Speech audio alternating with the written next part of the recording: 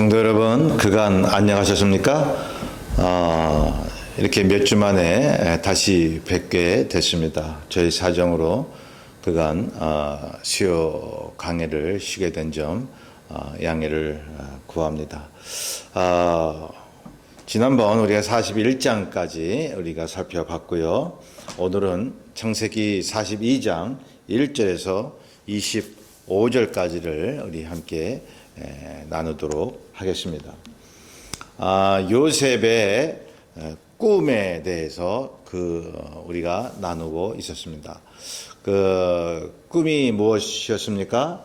요셉이 꾼 꿈의 내용, 즉 그 형들의 곡식단이 자신의 곡식단 향해서 절을 하는 꿈이었죠. 해와 달과 이 11별이 또 자기에게 절을 하는 그러한 그 꿈이었죠. 그러다가 형들에게 이제 형들에 의해서 애굽으로 팔리게 되는 것이죠. 거기서 종살이 하다가 그만 이제 거기서 감옥 생활을 하게 되는 것이죠. 억울한 누명을 쓰고요. 그런데 거기서 꿈 해몽을 잘해서 바로 왕 앞에 서게 됩니다. 바로 왕의 꿈을 또 잘 해몽하게 됩니다. 그 바로 왕의 그 꿈의 내용이 바로 7년 풍년이 든 다음에 또 7년 기근이 든다고 하는 내용이었습니다. 이것을 해석을 해줬기 때문에 바로가 이 요셉을 신뢰하고 총리로 세운 것입니다. 자, 그 꿈 해몽대로 이 애굽에 풍년이 들었을 때 열심히 이제 이 곡식을 저축을 하게 되는 것이죠. 또 이제 풍년이 끝난 다음에 흉년이 들어서 결국은 이제 각 주변에 온 나라가 애굽에 와서 곡식을 사게 되는 것입니다. 이 소식을 가나안에 있는 야곱이 듣게 되는 것이죠. 그 소문을 듣고 자신의 아들들을 애굽으로 보내는 것입니다. 곡식을 사갖고 오라고요. 자, 그래서 애굽으로 내려가죠. 근데 야곱은 말째인 베냐민을 이제 자기 곁에 있게 하는 것이죠. 왜냐하면 가는 길이 위험하기 때문에 베냐민은 보내지 아니했던 것입니다. 자, 6절부터 보면 애굽의 총리가 된 요셉 앞에 형들이 와서 절을 하는데요. 자, 그 꿈대로 되는 것이죠. 요셉의 꿈이 무엇이었다고 그랬습니까? 형들의 곡식단이 그 요셉의 곡식단에 절을 하는 것이었습니다. 꿈대로 되는 것이죠. 제가 전에 말씀을 드렸죠. 하나님께서 주시는 꿈들 중에는 미래에 대한 예언이 있다고요. 여러분 그러한 꿈을 꾸시고 있습니까? 평상시 생시에 하나님 앞에 꿈을 가지면요, 그것이 실제로 우리가 잠을 자는 동안 하나님께서 그 꿈을 주시는 것입니다. 그러니 이 드림이라고 하는 것은요, 보통 야망을 갖고 꿈을 가질 때도 사용되지만 잠잘 때도 사용되잖아요. 동일하다는 것입니다. 생시와 또 잠잘 때 그 꿈이 동일하다는 것입니다. 성도 여러분, 하나님의 역사인 것입니다. 자, 이제 그 꿈대로 이제 이루어지는 순간이 이제 나타나고 있습니다. 자, 하나님의 구원사를 위한 것이었죠. 히브리 백성, 즉 이스라엘 백성을 기근에서 살리고 나중에 출애굽시키는, 다시 가나안 땅에 들어가게 하는 하나님의 약속을 성취시키기 위해서 이렇게 요셉이 총리가 돼서 그 형들을 이제 무릎 꿇리고 거기서 하나님께서 주신 그러한 영적인 권위를 보여주고 있다는 것입니다. 그래서 하나님의 역사와 이 세속사, 민간사, 이것은 떨어질래야 떨어질 수가 없는 것입니다. 성도 여러분, 우리가 일상생활을 할 때에 매사에 겪는 일들, 순간순간의 일들이 하나님께서 평소에 내게 주신 그러한 꿈의 성취가 아닌가를 한번 잘 헤아려 보시길 바랍니다. 예, 개인적인 삶에도 그렇고 어떤 민족의 사건들도 그러합니다. 여기서는 민족의 사건을 통해서 개인의 꿈이 이루어지고 있는 것입니다. 자, 그래서 7절 보세요. 요셉은 형들인 줄 알지만 모르는 체 하죠. 예, 엄한 소리로 말하죠. 어디서 왔느냐 말해요. 예, 일부러 그렇게 한 것입니다. 자, 요셉의 마음이 어땠을까요? 형들에 대한 미움이 있었기 때문에 그랬을까요? 아니죠. 예, 형들을 보니 마냥 기뻐했습니다. 그런데 왜 이렇게 엄하게 나중에 보면 정탐꾼으로 몰고 그랬느냐 이거죠. 그것은 어떤 요셉의 계획이 있었기 때문입니다. 자, 후에 정탐꾼으로 형들을 몰아서 다시 이제 인질을 이제 두고 가나안 땅에 가서 이제 베냐민을 데려오게 하려고 하는 그러한 계획이 있었던 것입니다. 베냐민이 누굽니까? 요셉의 친동생이죠. 라헬의 어머니 라헬의 뱃속에서부터 이제 나온 둘도 없는 자신의 친동생인 것입니다. 그러니 이복 형들을 만나도 이렇게 반가운데 여러분 베냐민을 참 못 보니까 얼마나 마음에 애가 탔겠느냐 이 말이죠. 할 수 없이 이러한 계획을 세우는데요. 자, 형들이 요셉에게 얘기하죠. 이제 형들은 못 알아봐요. 자기 동생인 줄 못 알아보는데, 자, 형들이 말하죠. 가나안에서 왔나이다. 가나안에서 왔나이다. 라고 얘기하죠. 자, 그런 좀 돌아가는 이런 상황을 보면서 요셉이 속으로 생각을 하는 거죠. 자기가 꿈이 지금 이렇게 이루어지고 있구나. 예, 형들의 곡식단이 자신의 곡식단에게 절을 하는 그 꿈을 내가 잊지 않고 있는데 지금 이 순간 이루어지고 있단 말이죠. 자, 요셉은 하나님의 계획과 성취를 믿고 있었던 것입니다. 9절부터 보면요. 요셉은 형들에게 얘기하죠. 너희는 정탐꾼이라 말해요. 예. 여러분 당시에 어떤 이방 민족이 자기 나라에 오게 되면 정탐꾼으로 의심을 했습니다. 그래서 이 요셉은 총리로서 애굽을 지켜야 할 의무가 있기 때문에 그런 것이기도 하지만 그런데 정탐꾼이 아니라는 거 하는 것을 알잖아요. 자기 이복 형들이라고 하는 것을 알고 있잖아요. 그런데 왜 그렇게 했느냐? 말씀드렸습니다. 이제 다시 돌려보내서 베냐민을 데려오기 위함이었던 것입니다. 자, 형들이 요셉에게 말하죠. 내 죄 아닙니다. 당신의 종들은 곡물을 사러 왔습니다. 정탐꾼이 아닙니다. 예. 형들이 요셉에게 자신들이 당신의 종입니다라고 얘기를 하잖아요. 그러니까 형들도 스스로 그 꿈을, 요셉의 꿈을 이루어가고 있다는 것이죠.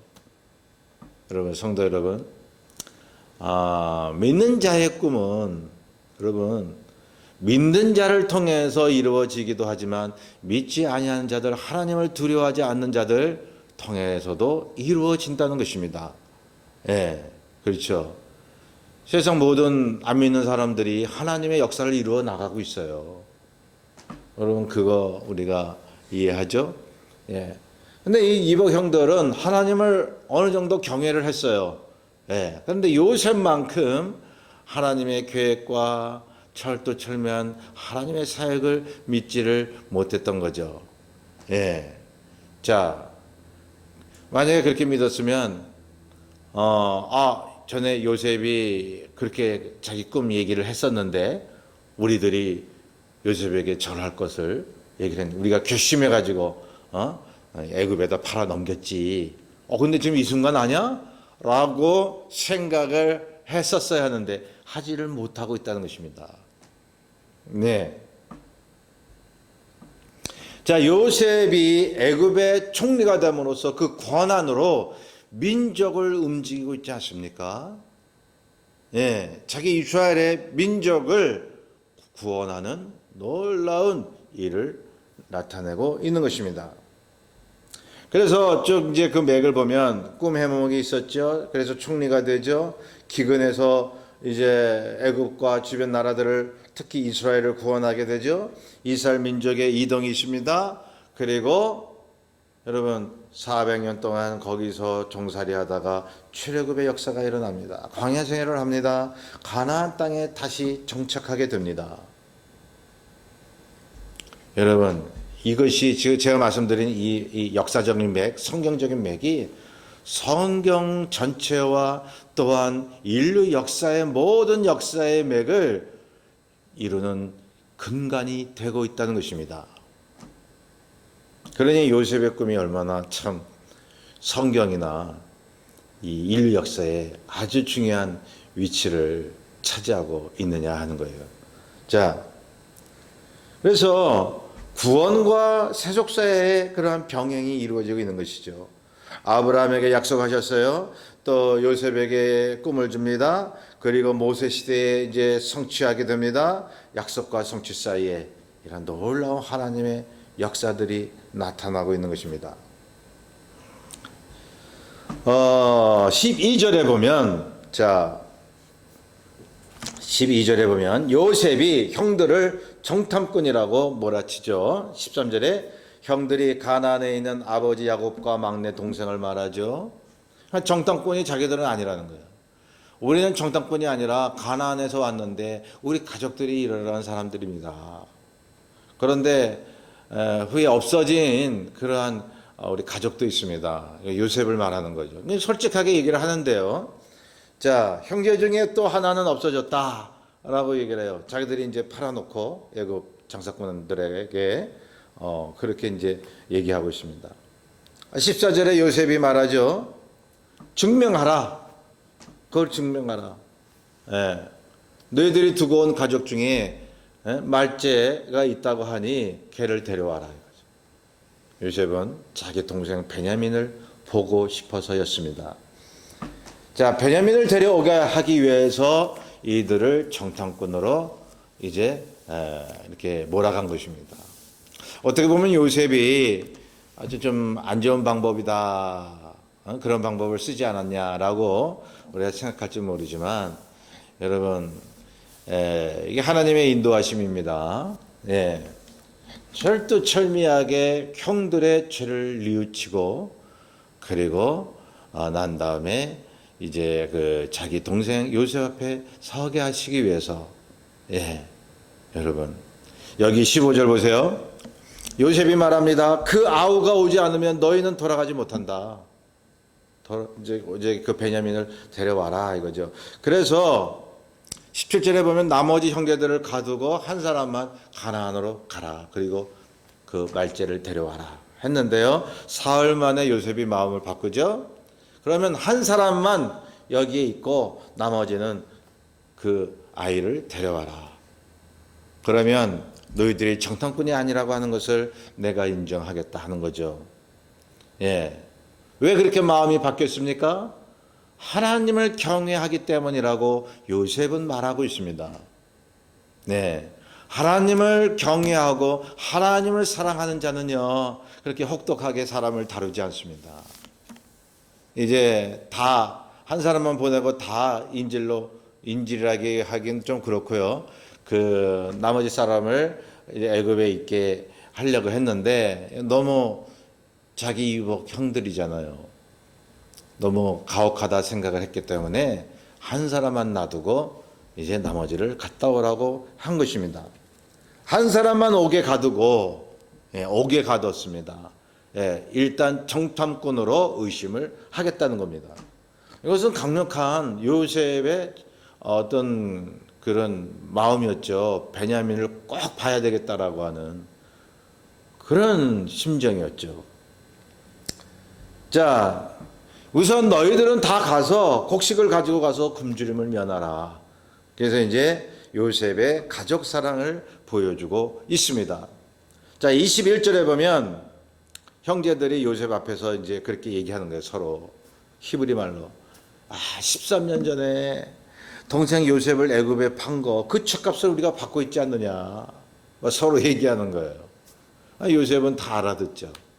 예. 하나님은 인간의 죄를 통해서도 구원 사역을 펼치고 계십니다. 죄가 있는 곳에 하나님의 은혜가 더욱 넘친다고 말씀하고 있습니다. 우리는 그렇다고 해서 죄를 지을 수 없습니다. 죄를 멀리해야 됩니다. 그런데 어쩌다가 우리가 하나님 앞에 죄를 지었다면 회개하게 하시고 그것을 은혜로 바꾸신다는 사실입니다. 이 얼마나 무한하신 하나님의 섭리와 사랑이십니까?